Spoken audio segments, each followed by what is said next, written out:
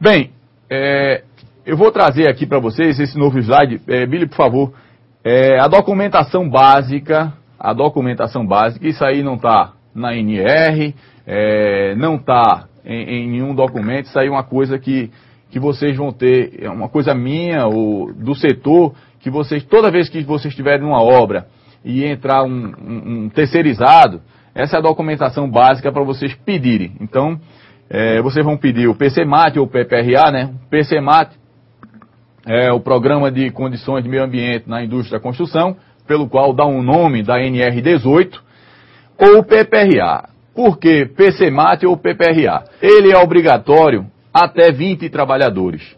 Acima de 20 eu tenho que ter o PCMAT, na parte de construção civil. Se eu tenho 15 trabalhadores, eu vou pedir o PPRA. Se eu tenho 21 trabalhadores, eu vou pedir o PCMAT. Isso na parte de construção civil, ok? Então, um ou outro eu peço, dependendo da quantidade de funcionários. PCMSO. PCM é Programa de Controle Médico de Saúde Ocupacional. Esse aí é obrigatório a partir de um funcionário.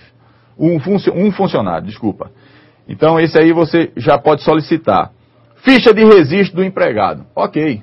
Ficha de solicitar. Pô, rapaz, você vai executar um serviço aqui e eu gostaria de ter a ficha de registro dos seus funcionários. Aí ele vai lá, te fornece uma ficha de registro. Várias empresas têm isso no livro, tá certo? Mas você pede para ele destacar, ou se não, tirar uma cópia, fotocópia, para poder você anexar na documentação dele, porque vai ser exigido, numa determinada fiscalização, você vai ser obrigatório apresentar essa documentação. Então você guarda como registro dentro do seu canteiro de obra. Agora, só a ficha de registro é importante? Eu acho que não. Por quê? Porque se uma pessoa burlar a lei e falsificar uma determinada ficha de registro, um determinado funcionário, então ele vai lá e diz, rapaz, quando o fiscal lá soltou o número do funcionário, o nome do funcionário, vai verificar que o funcionário não é registrado. Então, cabe à empresa, num prazo rápido, um prazo de 24 horas, fazer a contratação desse funcionário. Então, a empresa que está, a empreiteira, que está subempreitando aí, ela vai ter corresponsabilidade e tem que registrar esse funcionário imediatamente, tá certo? E ainda é passível de multa. Agora, qual é a documentação que a gente pode solicitar da empresa para saber se o funcionário está registrado nessa determinada empresa ou não? Existe a guia de recolhimento e informação do FGTS, né, a Previdência Social, a GFIP.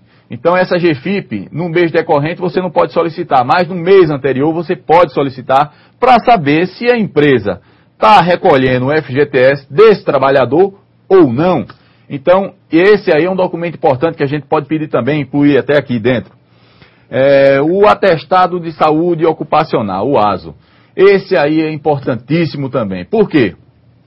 Tanto para a terceirizada como para a gente também. A empresa que faz uma admissão sem fazer um teste, um ASO, né, um atestado de saúde ocupacional, bem feito, essa empresa está passível futuramente de sofrer um problema na justiça. Por quê? Digamos que eu tenho uma empresa e contratei um funcionário.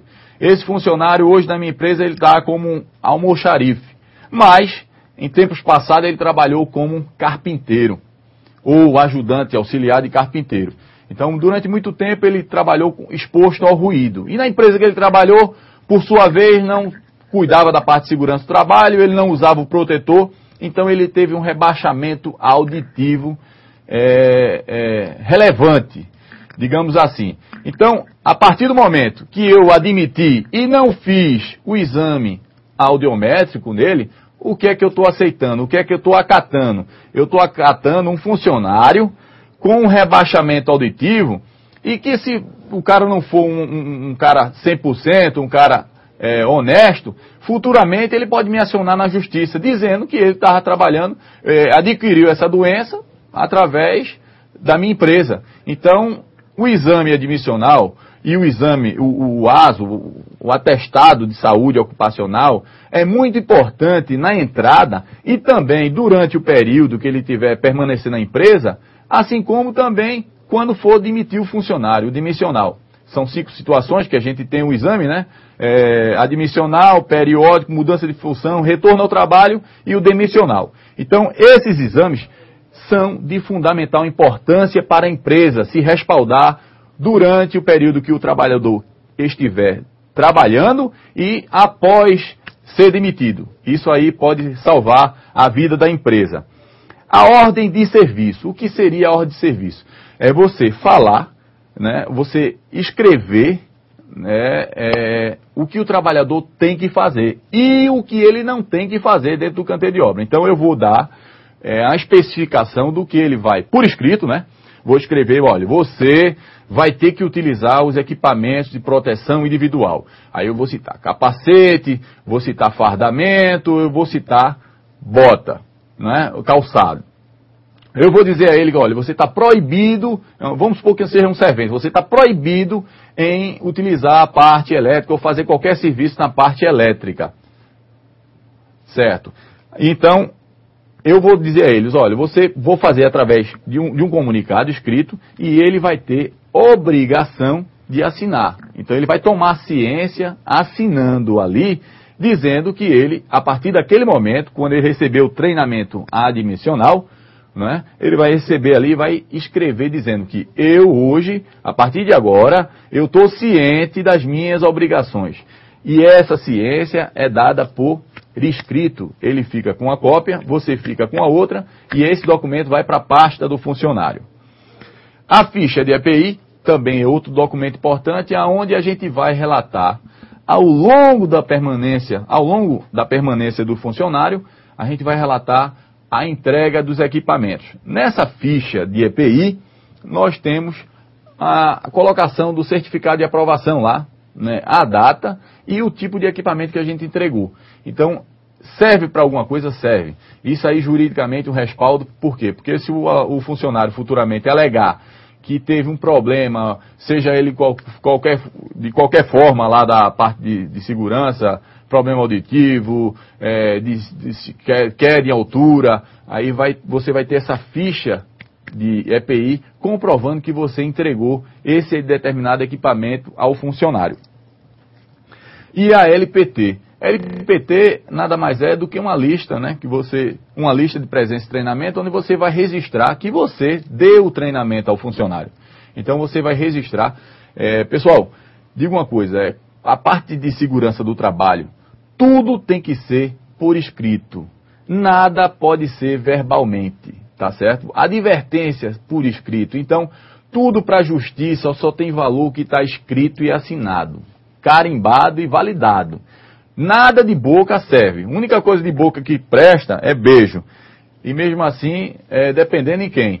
Mas é bom estar tudo registrado, tá certo? E essa documentação é muito importante. Ela tem que estar dentro da obra durante um período.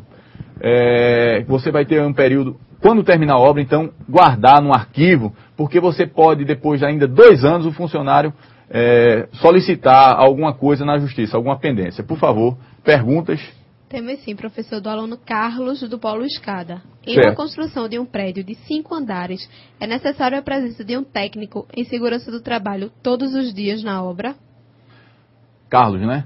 Carlos, é o seguinte, Carlos. A gente tem 2 coisas que tem que ser vista aí, tá certo? A NR4, você vai dependendo do servente da tua empresa, se tua empresa tem muito empregado, né? Se já couber um técnico de segurança, eu acreditaria que seria muito bom você ter um técnico de segurança permanentemente na obra, tá certo? Porque o risco na parte de construção civil, apesar de voltar agora para o risco 3, não ser mais risco 4, é de fundamental importância. O nome já está definindo, né? É difícil construir um edifício.